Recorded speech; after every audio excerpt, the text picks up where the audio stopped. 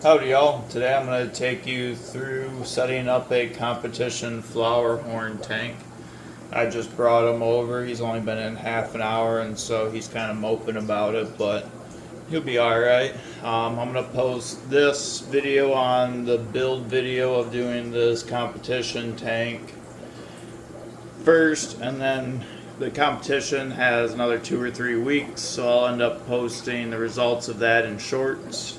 Yeah, if you enjoyed this video, like, comment, share, subscribe, all the above, whatever it be. Buy a fish, buy a stand, interact with me, anything. Tango's starting to come out, looking all pretty like. Alright, as you can see, I already got 2 air lines ran.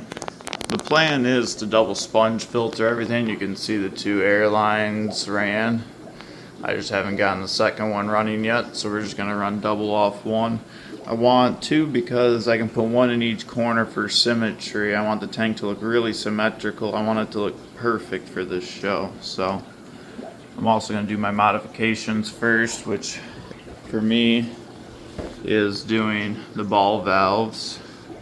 So I need to come in here and notch my tank lid out to accept my ball valve.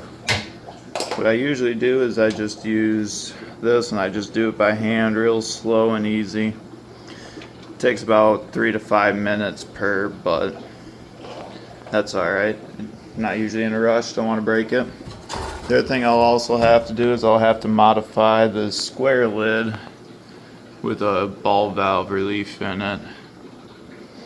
So I want to do all of that so I'm not making a mess in the tank after I've got it all clean and back in here.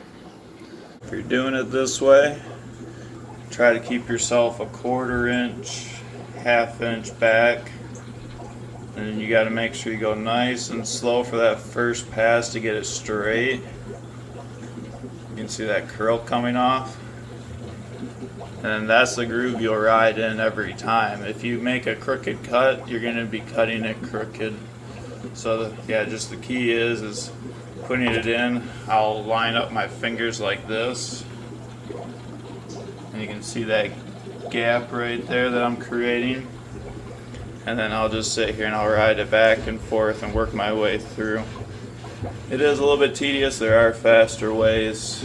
That's just how I've always done it. Maybe it's not 3 to 5 minutes, it's more like 60 seconds, but you just pop that out. Ball valve fits, and then you can twist the little nut on until it's nice and tight. And then for me, it's just as simple as taking RO line, snaking it up through here, which that's just a scrap that was hanging out. And then running it up between all the tanks, and I can tie it into one of these. Actually, I think I have to go over here to tie it in. And then yeah, flip the valve and it's on and it starts filling. Up here I've got water, power, and air all the way around. The power is just for the lights, water's for all the tanks, air is for all the tanks. Yep. So the lid part's a little tricky to explain. I'm trying to make like a U shape. Typically I'll angle my ball valves because the little arm back here will catch on this. If you go straight out, it'll catch on this. It's a bad design flaw. You could shave the back side off and go 90, but yeah, you're not gonna have any, if you shave it off, you're not gonna have any issues, 0 issues.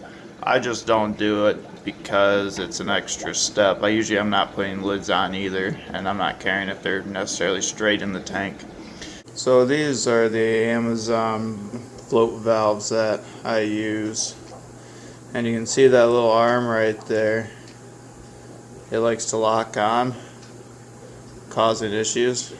You can shave it off. There's plenty there that you can shave off. It's not going to affect performance, but instead I turn my flow valve and it creates that clearance that's needed right there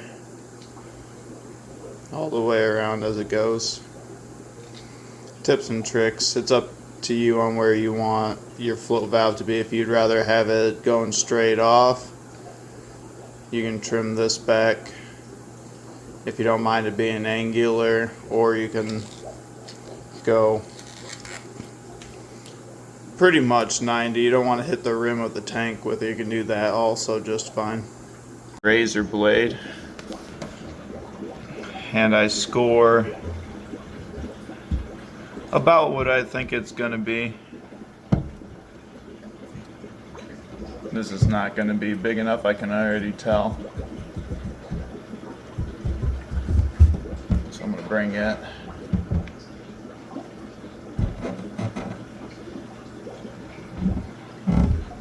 out like that. And then I'll take it out and cut out the hole specifically, and then I'll check the valve clearance real quick. Only minor adjustments, but it works now. This can turn side to side, so even if you're off by a little bit on your angle, you'll be fine.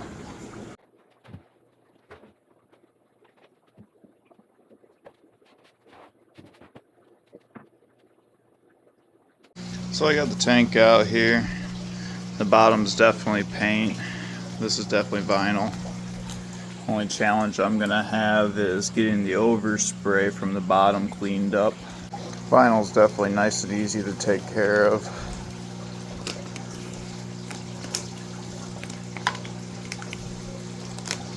Didn't even need a heat gun for it.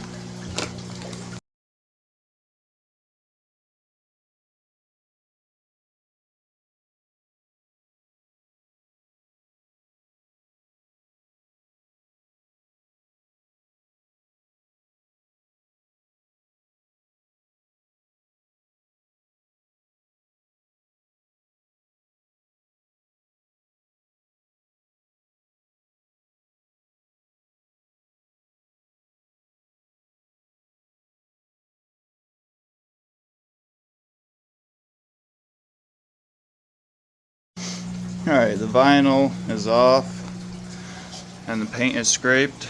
I'm going to take some painter solvent, go around, wipe it down before I put my paint on, so that way it sticks well. And then here is my paint of choice. This is just what I use on my stands. A latex is going to do better than an acrylic if you ever want to take it off later, and better than oil. I'm just going to brush it on.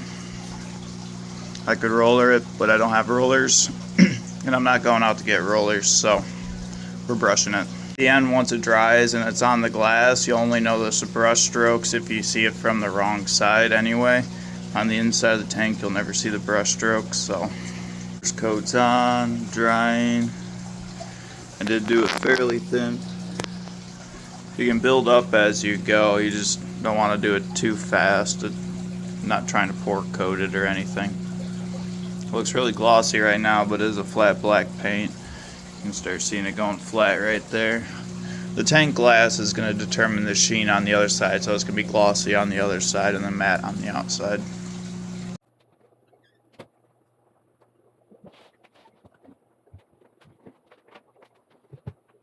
And now the tank is all cleaned up and it's painted black.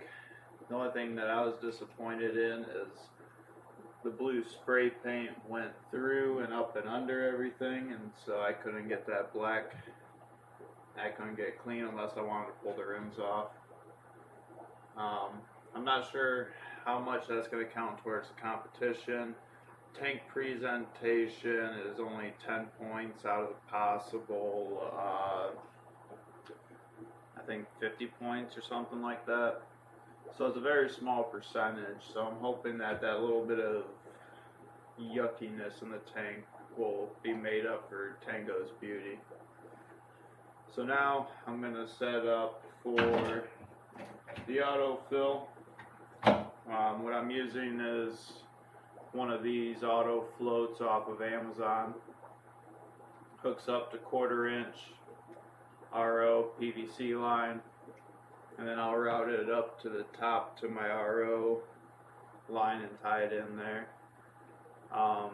The ball valve is adjustable, so it could be really high up, or you could have the tank really shallow.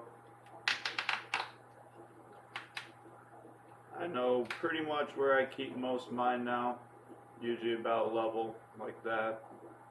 You have to experiment for yourself. Don't fully trust what I just did because you saw it on the internet. Now I'm just going to take that, put it down here, twist it on nice and tight.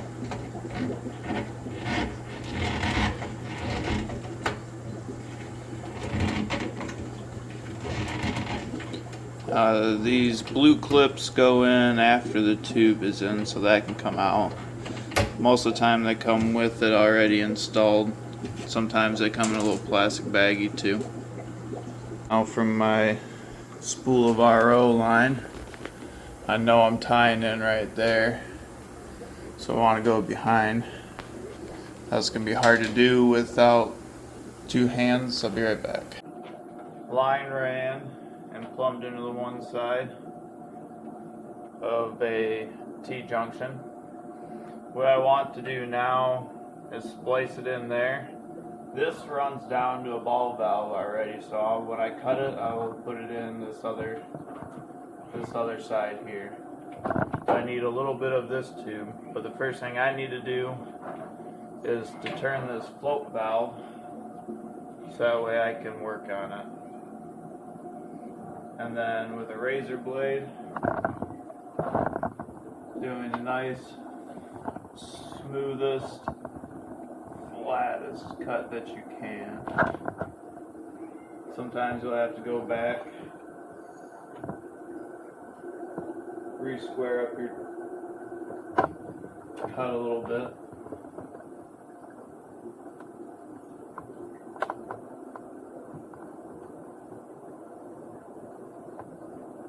But if it's not square and cleaned up, it will leak. So then it's just as simple as shoving it together, pulling it back a little bit.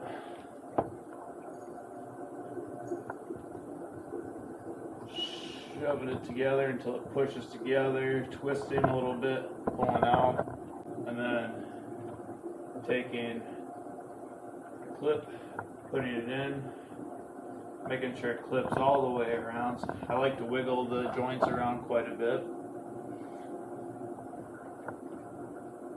And then get this other side done.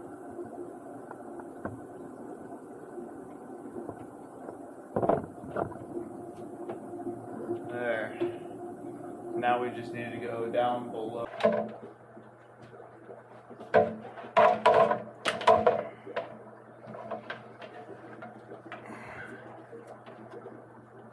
And just taking this, plugging it in there, pulling it apart a little bit.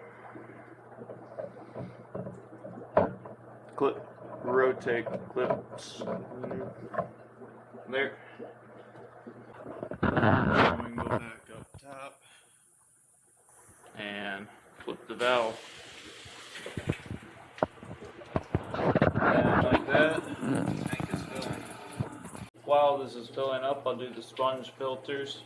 What I've got here is for 60, 70, 120 gallon. It's a tall sponge filter. The inside has media in it. Usually there is a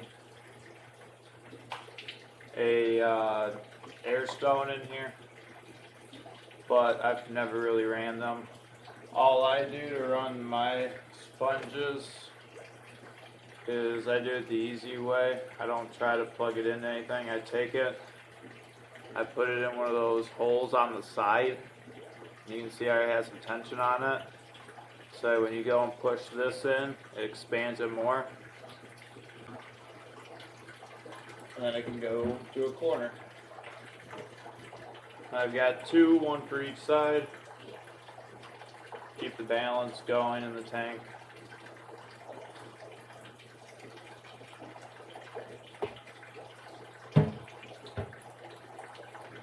And then off to that side.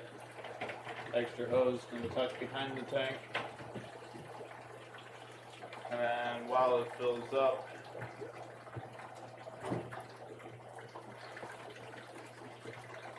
put the lid on.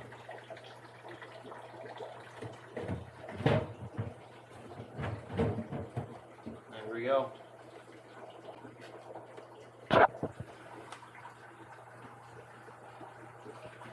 Here's a good look at it. You can still see the blue. I'm not quite sure what I'm going to do about that.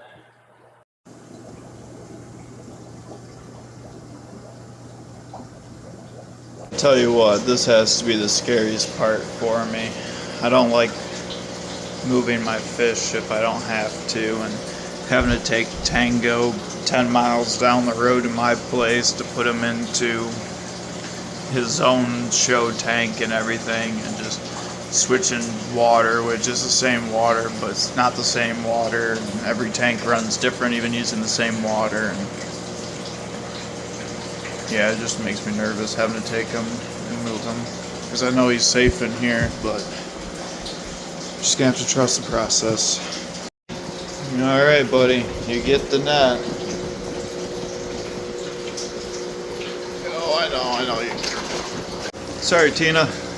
We're gonna have to leave you all alone for a little bit. Tango here's going on an adventure. He's going to show off for everybody. Alright, here we go, Tango.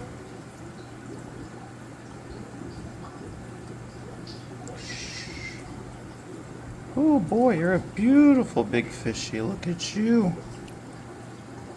Look at you, Tango. Dang, you're a monster. Let me see the other. Please, please stop. Whew, you're a big boy. Real quick. Up and in. There you go, bub. You look small in there now. Big pretty boy.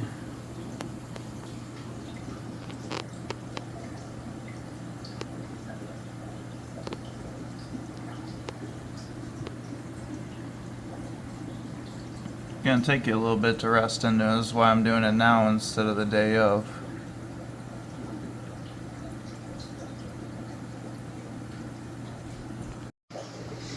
There we go. He was just feeling like himself running around. Awesome. It's already looking better with the black background.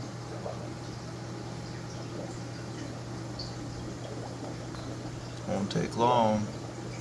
Thank you all for watching. Remember, like, share, subscribe, comment, send me a message, whatever it be. Well, the results of the Flowerhorn competition will be out shortly. And yeah, when I find out, you'll find out. It'll be posted up, and we'll see if Tango is top quality or where he lands within everything. And yeah, I know he's a really good looking Flowerhorn. I'm not too ballsy to say he's the best, but there's a couple good ones in the competition. So yeah, peace out for now, guys.